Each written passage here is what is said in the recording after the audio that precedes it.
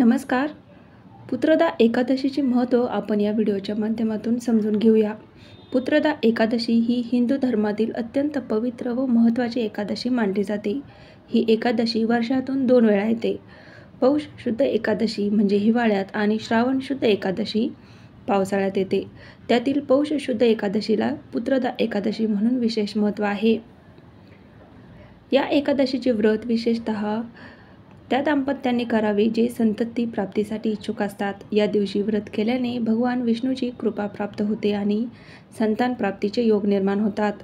पुत्रदा एकादशी व्रत अतिशय पुण्यदायक आहे. या दिवशी उपवास करून श्री विष्णूची पूजा केल्याने पाप नाश होतो आणि आध्यात्मिक लाभ मिळतो.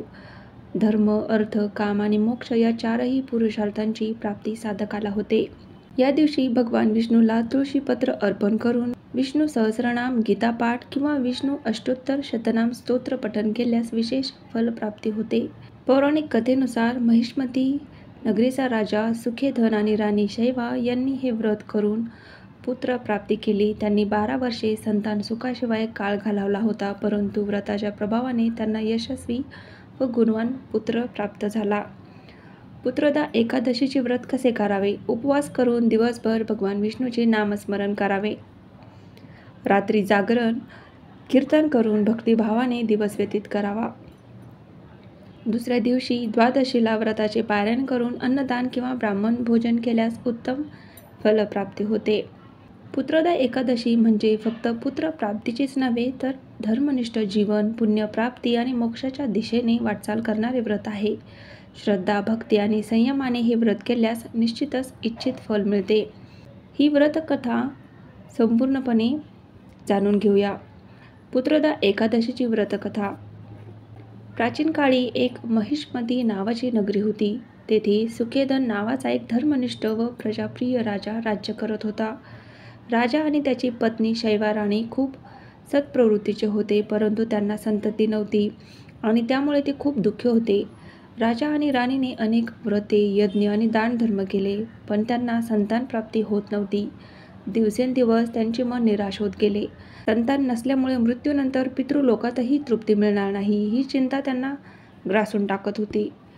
एक दिवस राजा सुखेधन अतिशय दुःखी मनाने वनात गेले. तेथे त्यांनी गंगा नदीच्या तीरावर तपस्व्यांचे एक आश्रम पाहिले. तेथे अनेक ऋषीमुनी एकादशीचे व्रत करत होते. राजा नम्रपणे त्यांच्या पायांवर वाकले आणि आपली व्यथा त्यांना सांगितली. ऋषीमुनींनी त्यांना सांगितले, राजन, तू अत्यंत धर्मनिष्ठ आहेस, तरीही तुझ्या पूर्वजन्मातील काही पापामुळे तुला संतान प्राप्ती होत नाही. पण चिंता करू नकोस. आज पौष शुद्ध एकादशी ही पुत्रदा एकादशी आहे. या एकादशीचे व्रत आणि उपवास करून भगवान श्री विष्णूची भक्तिभावाने पूजा कर. या व्रताचे पुण्य संतान प्राप्ती करणारे आहे. यामुळे तुला गुणवंत पुत्र प्राप्त होईल. राजाने ऋषीच्या सांगण्यानुसार पूर्ण भक्तिभावाने एकादशीचे व्रत केले. रात्रभर जागरण करून विष्णूची पूजा केली. दुसऱ्या दिवशी द्वादशीला दानधर्म आणि ब्राह्मण भोजन केले. त्याच व्रताच्या पुण्यामुळे काही महिन्यात राणी शैवा गर्भवती झाली आणि नंतर त्यांनी एक तेजस्वी बुद्धिमान पुत्रास जन्म दिला. पुढे तो पुत्र अत्यंत योग्य, प्रजाप्रिय आणि धर्मनिष्ठ राजा झाला. तर या एकादशीचा मुख्य संदेश काय आहे? एकादशी व्रत हे फक्त इच्छापूर्तीचे साधन नसून आत्मशुद्धी, संयम, भक्ती आणि श्रद्धेचे प्रतीक आहे. पुत्रदा एकादशी केवळ पुत्र प्राप्तीसाठी नव्हे तर सर्व इच्छित फल प्राप्तीसाठी एक प्रभावी व्रत आहे.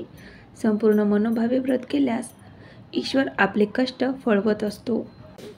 तर अशा पद्धतीने पुत्रदा एकादशीची व्रतकथा ऐकल्याने निश्चितच तुम्हाला लाभ होतो. भगवान विष्णूची कृपा प्राप्त होते. व्हिडिओ आवडल्यास व्हिडिओला लाईक आणि शेअर करायला विसरू नका आणि अशाच आध्यात्मिक धार्मिक व्हिडिओसाठी चॅनलला सबस्क्राईब नक्कीच करा. धन्यवाद.